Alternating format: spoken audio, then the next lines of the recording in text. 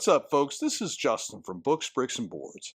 If you've been watching the channel for a while, you might have noticed that I like to play a lot of different RPGs.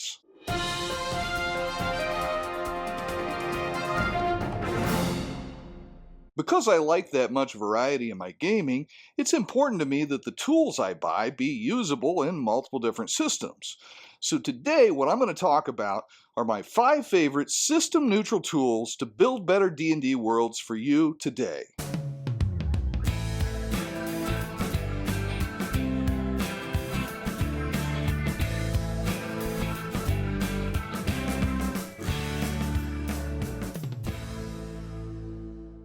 If you are enjoying the content here on the channel, please be sure to like, share, comment, and subscribe. If you don't like the content, hey, I appreciate you giving me a look anyway. And you might want to come back next week because I cover a wide range of RPG topics. If you want to discuss gaming in a civil manner with a group of gamers just as prone to a shelf of different systems as I am, go check out the Books, Bricks, and Boards Discord channel.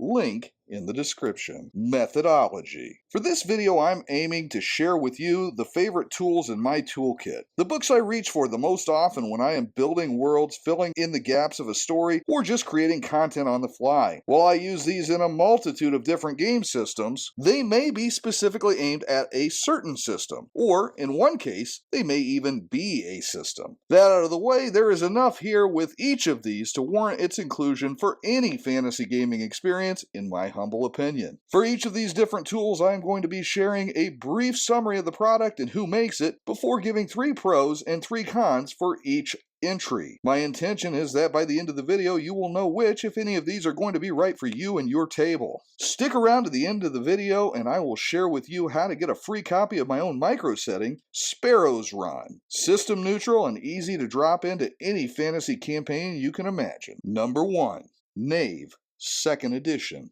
by Ben Milton of Questing Beast, LLC. If you watch my channel, chances are you have probably watched Ben Milton's channel, Questing Beast, as well. He covers a wide variety of indie RPGs and world-building tools there. What you may or may not know, Ben is a fantastic game designer as well, having written Maze Rat's Knave and Knave 2nd Edition, as well as a variety of different adventures. With Knave 2nd Edition, Ben has collected the single most comprehensive group of D100 content generation tables you'll ever find in a 74-page mini-tome. True, it is also a complete RPG system in and of itself, but if you never even play the RPG, you'll get your money out of the plethora of tables to generate all manner of items, locations, encounters, spells, beasties, and near anything else you can imagine. Pros. Number 1. Wealth of content. Most of the 75 pages herein are devoted to D100 tables with 2 on every page. You're going to find tables that are going to help you generate NPCs, tables that are going to help you create adventures on the fly, tables that are going to help you create potions and spells and cities and so on and so forth. You're never going to find jam-packed group of tables in a single product as you're going to find in Knave 2nd Edition. Number 2. Mechanics to borrow. Whether it be the carousing, the mass combat, the travel systems, or many others, there are many systems that are easily lifted out of this game and dropped into any OSR game of your preference. Ben has a very simplistic style of game design, and I don't mean that in a negative. I mean that the things that he puts into his game mechanically just work. They're simple, they're not hard to track, they're not hard to implement. And because of that, they're not going to distract you from the game system you're using if you drop them in. So by taking a few items from Knave 2nd Edition, you can fill in gaps that were left by the designers of your otherwise favorite games. Number 3. Price for content. At $20 for a PDF or $35 for a hardcover, you get a lot of content for your gaming dollar here. True, you don't get many pages, but when they're as packed as these are, I stand by my statement. Cons. Number 1. Public relations. I've had some folks in these very comment sections swear off the channel because I supported this product. True, Ben did sell some copies of this book at GaryCon before backers and pre-orders had theirs in hand. me included. I pre-ordered a copy, and there I was at Gary Con, and I hadn't got my pre-ordered copy yet, but there's a stack of these available. He got a small shipment in, and it was intended for use at conventions to help evangelize the product. That's common practice in this business, even though it rubs some folks the wrong way. Number 2, small page count.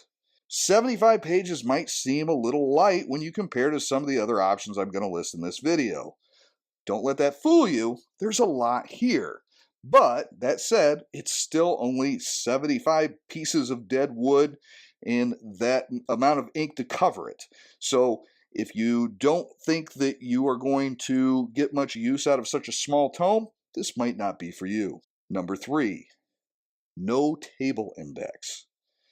This might seem unnecessary because there is a table of contents, but with so many great generative tables, it is sometimes hard to find the specific one you're looking for without an index. I don't know what this would have done to Ben's page count, but if there had been, even in the PDF, a really good index to find the specific tables I'm looking for, I would have been much happier with the overall product. That said, I still love it. 2. Sandbox Generator by Claire Clandestine. I'm sure I pronounced that wrong. This book has quickly become one of my favorite sources of random content generation, more focused upon actual world building, but still full of the rich details that make a game world feel lived in. Like what NPCs compose the staff of your favorite tavern. Whether you need to build the wilderness of your region, the contents of your dungeon, or the amenities of your hamlet, this book has you covered. Pros. Number 1, procedural. You don't have to be a creative genius because you just follow the steps in the process. Everything is laid out in a very distinct and intentional way so that you do not have to be a professional fiction writer to get your money's worth out of this book. Number 2, logical. Built into these steps are processes that make the result feel more natural. For example, you aren't going to end up with hexes of forest then desert then forest again randomly.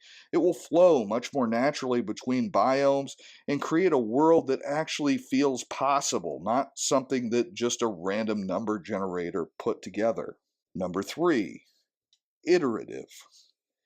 Each section of this book really builds upon the last, with the biome being your cornerstone and then filling in the blanks from there.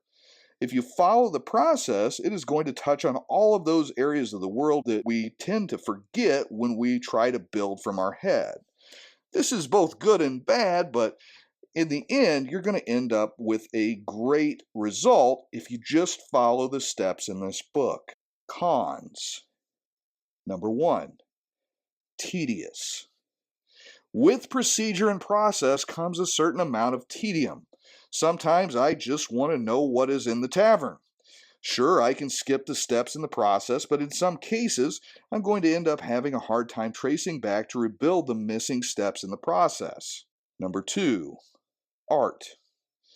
While the images in the book are easily repeatable by a novice game designer such as myself, sometimes I just like to have a nice splashy bit of art. You're not going to get that in this book. It's better than anything I can do, but that's not saying much. Number 3, sparse. The number of subjects covered in this book are vast and wide-ranging. The trade-off is that in many of the different tables, there are 20 or less options. By the time you get through your first full build, you may find yourself reaching for another option to generate your names or similar results. Number 3, One-Page Mythic by Tana Pigeon of Wordmill Games. I apologize up front, part of the product is covered, but when the product's a single page, I'm not going to give you the whole thing in my preview. There are numerous variations of this, and they are all excellent. That said, there is only one that I always keep at my table. The one-page Mythic version provides the core of the Mythic system with an iterative yes-no oracle, as well as the versatile action description contextual oracles to provide nearly limitless options on the fly. Pros. Number 1, cheap. This PDF is going to run you a couple of bucks, and being a page, it's pretty convenient to convert to a physical copy. Number 2, flexible. This product will never cease to amaze a GM that takes the time to learn to leverage it. There is virtually no end to the possibilities of results when you start combining multiple results. Number 3, modular. This is easy to insert into your game when needed and then conveniently set aside again until needed. Cons. Number 1, learning curve. Using an oracle like this can take some time to master. Interpreting the contextual oracle results in particular is a bit of a different muscle than game masters are usually flexing. That said, with a little bit of practice, you can get quite good at it and start seeing shapes in the clouds that you never before would have imagined. Number 2, uncanny valley. With any GM Oracle, the more you use it, the more the threads begin to show at the seams, and it loses some of its appeal. These are best used in small doses when an answer is unclear or to shake up monotony. Number 3, it's all in your head. The true magic of this product is that it is extracting thoughts already bouncing around in your head. If you lack the confidence or the creativity to enjoy the process, your results will reflect it. Number 4, The Tome of Adventure Design by Matt Finch of Mythmere Games. Clocking in at over 500 pages, this behemoth of a book is a love letter from Matt Finch, creator of Swords and Wizardry, to the art of adventure craft.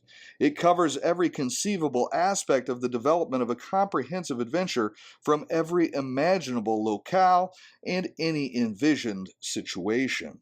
Pros. Number 1, organization. With 9 pages of tables of content and 12 pages of indexes to find specific topics, this level of thought and effort in the organization of the book makes it extremely usable. Without such, this massive tome might go unused, but with it, it becomes a breeze to find exactly the content you are looking for. Number 2, voluminous. This is by far the most comprehensive resource on the subject of adventure design that I have ever held. Just the section on dungeon design alone is 223 pages. That is one subject, mind you. There are also sections for adventure design set in the wilderness or in cities or in other planes of existence, so on and so forth, complete with enemies to fill those adventures and hooks to get your players interested. Number 3, inspiration. The newest edition has a series of random fantasy-related words along the page edge. While that area is normally empty, Matt added these as a source of inspiration to refer to if you become stumped during the creative process, and they are surprisingly good at that task. Cons.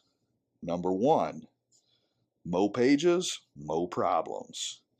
Mythmere put together a beautiful package here. Unfortunately, my copy arrived with terribly damaged pages along the bottom spine, a problem common to massive books like this. Not a major issue and doesn't make it unusable, but at $60, it's more than a little annoying. Number 2, textbook. This is not a book you will be using at the table whilst you are playing, and not even while your players are taking a much-needed bio break. Nope, this is going to be a hard chair scholarly process to actually. It'll be worth it, but it won't be quick, and it definitely won't be easy. You've been warned. Number 3, unbalanced. Not in terms of gameplay, mind you, as this is not providing mechanical effects, but in terms of actual content. The amount of materials on dungeons dwarfs the rest of the book. Even though 29 pages of city design would seem like a huge section in most books, and it is, here it feels like an afterthought because of some of the other much more sizable sections.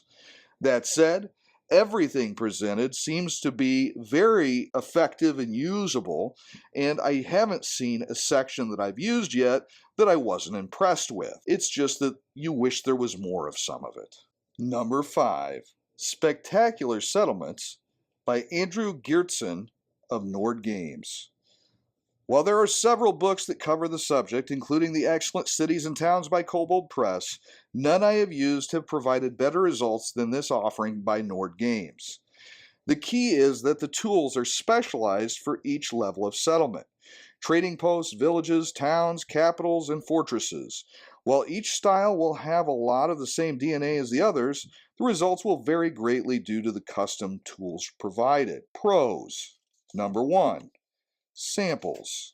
Each style of settlement has its own chapter, at the end of which you are given several different samples, some very well fleshed out. None of the samples felt like it was just thrown together. They all look like they would fit in a setting of your choice. This is a great addition to a toolkit to show you what the results can actually end up looking like. Number 2, worksheets. If you are like me, it helps to have a little bit of organization in your process. Nord Games provides a number of worksheets to use as you are creating your own settlements, and I believe that they are still available to download on the Nord Games website. Number 3, NPCs. The back of the book has a nice section of NPCs for use in filling out your taverns, shops, and temples. Though the stat blocks are for 5e D&D, the backstory is the real gold here, and it is universally applicable. Cons. Number 1, 5e focus. While it is not enough to make it annoying, there are some small sections in the book that provide rules that are aimed at the 5e crowd. This doesn't make the book less usable for the rest of us, but some could feel that they are missing out. Number 2, time. It is a labor of love to create a settlement with this book, even the smallest of settlements. It takes a lot of time, thought, and ink to make it happen. The effort is worth it, but you should know that you won't be creating anything quickly here. Number 3, minutia. A lot of your time creating will be spent on those items that seem like minutia. Those things that may never come up, but when they do, your players will be all the more immersed in the world because you had planned for that unlikely eventuality. Okay, so those were my top 5 system-neutral world-building tools that I use at my table. But you might wonder, yeah, but what does it look like when you put them together? Well, this is a sample of that. This is called Sparrow's Run. I'm using it in my actual Savage Worlds on the Sword Coast game right now. And it is set up to be system neutral, so I don't have Savage Worlds stat blocks or mechanics built in there. Everything is just pop into your favorite system and use it as is. I've got NPCs, I've got adventure seeds, I've got places, I've got kind of the story behind the community, the settlement of Sparrow's Run, and most of the big players. I also have a brief backstory for a big bad that you can use to tie everything together in your game. So this 11-page document, yes, it is walls of text, and no, you're not going to find any artwork in here because I am not an artist, as you probably know by now. But what you are going to find are some handy adventure seeds, some information about the community of Sparrow's Run, and the result of what you can do with a little bit of time using some of the different toolkits that I've shown you today in this video. So, with that said, what are some of those system neutral tools that you use at your table that I didn't mention today? I know I've got several that I wasn't able to fit into this list of 5, but I'd love to hear about the ones that you enjoy. Also, if you've used any of the books that I talked about today and you disagreed with me with anything I said, please share it in the comments. Let's talk about it. Tell me what you liked better that I didn't talk about, or what you didn't like that I seem to enjoy. And last of all, if you want to get a copy of the Sparrow's Run micro setting, go on over to the Books, Bricks, and Boards Discord server. Check out the resources section. You'll find that there, as well as several other different files that I've created, all free, no strings attached. You're also going to find the greatest group of gamers this side of the phlogiston. That's all I got for today, folks. So until next time, this has been Justin from Books, Bricks, and Boards. Good gaming, and God bless.